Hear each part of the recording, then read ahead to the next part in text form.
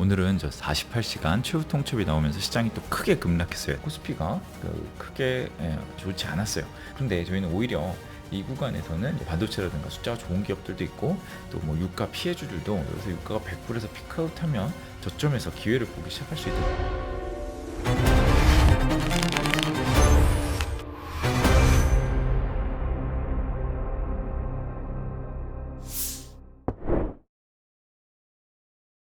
오늘은 저 48시간 최후 통첩이 나오면서 시장이 또 크게 급락했어요. 사실 이 처음 하락할 때보다도 이 다시 반등했다 재차락할 때가 더 무섭잖아요. 쌍봉이라고 이렇게 보이기도 하고요.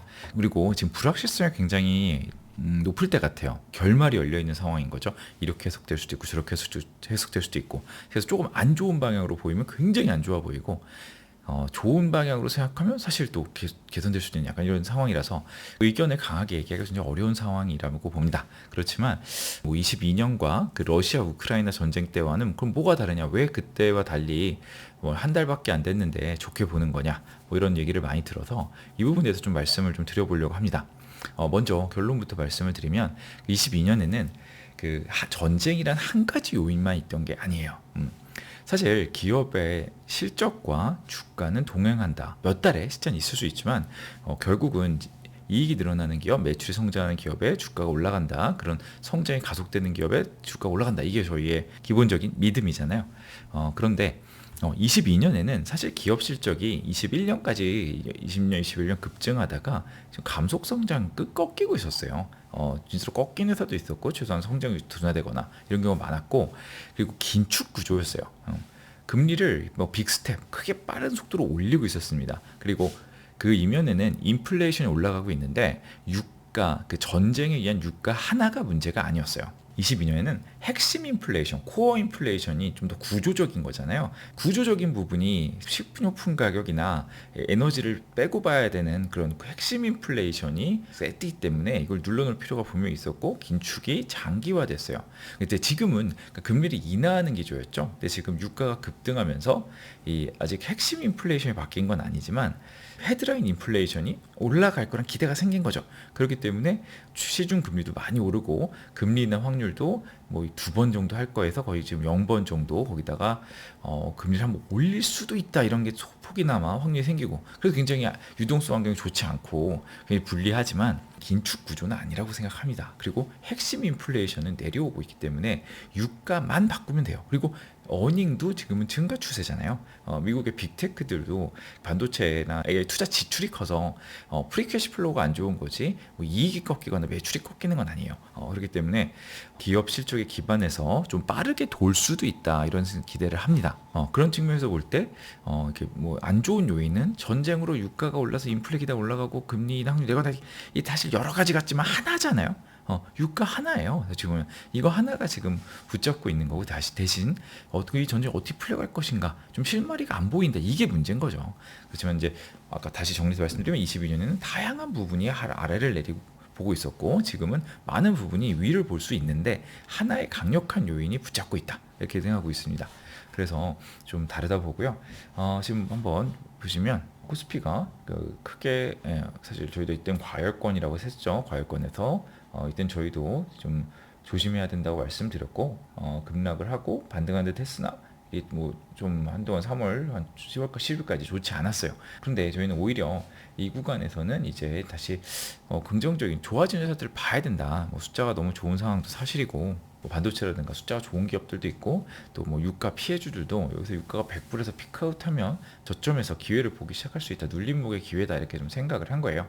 그런데 굉장히 잘 워킹을 하다가 지금 이렇게 사실 이때 살짝 쉬어갔다가 진짜 지상전 우려, 하르그 섬을 점령하게 되는 것 같다. 그리고 뭐 48시간의 퇴유통첩을 뒀는데 내일 8시다. 뭐 이런 우려가 반영되면서 급락했어요. 유가가 사실 올라가고 있어요. 유가가 약간 이때 잠시 치고 간 거 빼고는 약간 좀 추세적으로 갈까 말까 하다가 추세적으로 이렇게 좀 올라간 상태에서 그래도 이 옆으로 가는 구간에서는 지수가 반등이 나왔는데 금요일 6일 끝나고 장후에만 해도 괜찮았어요. 근데 이 48시간이 나오면서 이제 주말 지나면서 유가가 좀 또 올라가는 상황이 되면서 좀 이 어려운 국면이 된 거죠. 우리나라 그래도 연초 대비 올라 있는데 미국은 훨씬 더 좀 과매도로 들어가 있는 상황이에요. 미국을 보시면 이제 S&P 지수도 1월 말 고점에서 지금 굉장히 과매도 구간으로 갔습니다. 하락이 깊어지면서 이제 상대 강도 측면에서 지금 과매도 수준까지 파랗게 불이 들어왔죠. 예, 내려왔습니다. 여기서 지금 보시면 RSI가 한 27, 8 부근인데요. 뭐 내려오면 한 그래도 뭐 25 이하는 많이 안 갔던 것 같아요. 뭐 21, 2 정도 가면 뭐 진짜 큰일 없으면 보통은 좀 뭐 반등을 좀 오히려 기회를 보는 게 보통 맞았고요. 굉장히 공포 국면에서 반대로 보는 게 더 맞았던 적이 많아요. 조금 한 번 더 빠지더라도 거기서는 저는 뭐 25 이하에서는 보통 뭐 약간 그런 거죠.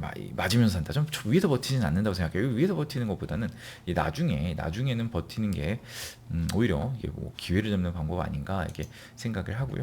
나스닥은 더 옛날부터 빠지기 시작했어요. 나스닥은 보시면 거의 10월 말부터 하락을 했습니다. 11월부터 시작해서 그 고점을 넘기지 못했어요. 그 11월부터 지금 이렇게 좀 장기간 조정이에요. 밸류에이션도 상당히 많이 정상화됐어요. 작년 하반기쯤에는 밸류가 꽤 비쌌거든요.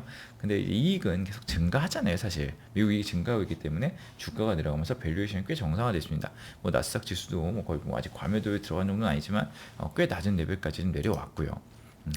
그래서 사실 뭐 결국은 유가와 지금 반대 방향으로 가고 있는데 지금 상황에서는 여기서 이게 뭐 오히려 저는 끝을 가기 위한 과정에 가고 있다고 생각해요.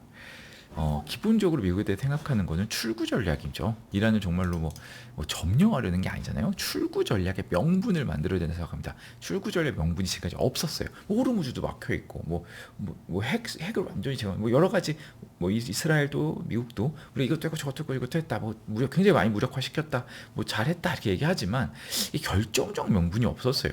그리고 일단은 이 호르무즈 통행을 시켜야 될 거 아니에요. 그래야지 유가나 이제 뭐 물동의 문제가 해결될 텐데 그런 부분이 해소되지 않았던 거죠. 근데 이런 부분을 해소하기 위해서 뭐 해병대도 이동하고 있고 이제 뭐 하르그 섬에 대한 얘기도 나오고 있는 것 같아요. 그래서 실제로 오히려 이제 정말 뭐 지상군도 들어간다 큰일 났다 하지만 들어가고 나면 오히려 저점을 좀 모색하지 않을까 뭐 이런 생각도 반대로 항상 역발상으로 앞을 봐야죠. 지금부터 몇 달 앞을 본다면 지금이 또 좋은 기회로 역발상을 할 수 있을 때가 아니지 좀 아직은 좀 과감한 의견이지만 좀 한번 다시 말씀을 드려봅니다. 힘을 낼 때인 것 같습니다. 감사합니다.